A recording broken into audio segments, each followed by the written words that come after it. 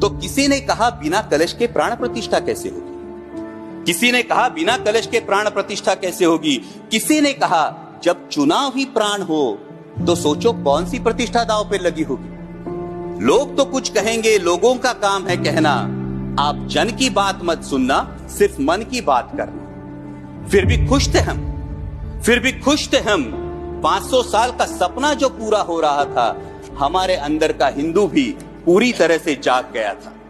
तो चल पड़े अयोध्या की ओर, राम लल्ला की दर्शन की आस लगाए। चल पड़े अयोध्या की ओर, राम लल्ला के दर्शन की आस लगाए। जो सामने नजारा देखा वो देखकर दंग रह गए।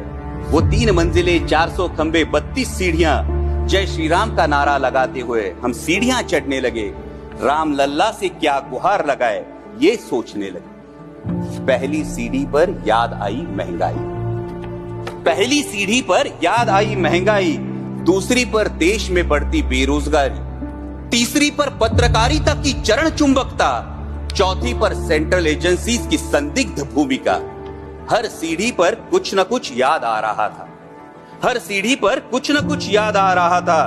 कहीं 15 लाख का जुमला, कहीं किसानों का आक्रोश था, कहीं महिला कुश्तीगिरों की वेदना थी, कहीं सालाना 2 करोड़ रोजगारों का वादा था, कहीं बढ़ती सांप्रदायिकता थी, तो कहीं चुनिंदा पूंजीपतियों पर मेहरबान हमारी सरकार का चेहरा था।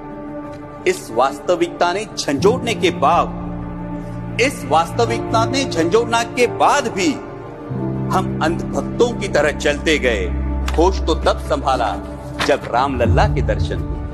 हमें नतमस्तक देख राम लल्ला मुस्कुराते हुए बोले, हमें नतमस्तक देख राम लल्ला मुस्कुराते हुए बोले, मैं कल भी था, आज भी हूं, कल भी रहूंगा। जितना इस मंदिर में हूं उतना ही तुम्हारे मन में रहूंगा। लेकिन याद रखना हमेशा, लेकिन याद रखना हमेशा, मैंने त्रेता युग में रामराज जलाया था, तुम कलियुग में जीते हो जहां संविधान ने गणराज जलाया है। धर्म समाज का किनारा जरूर है, धर्म समाज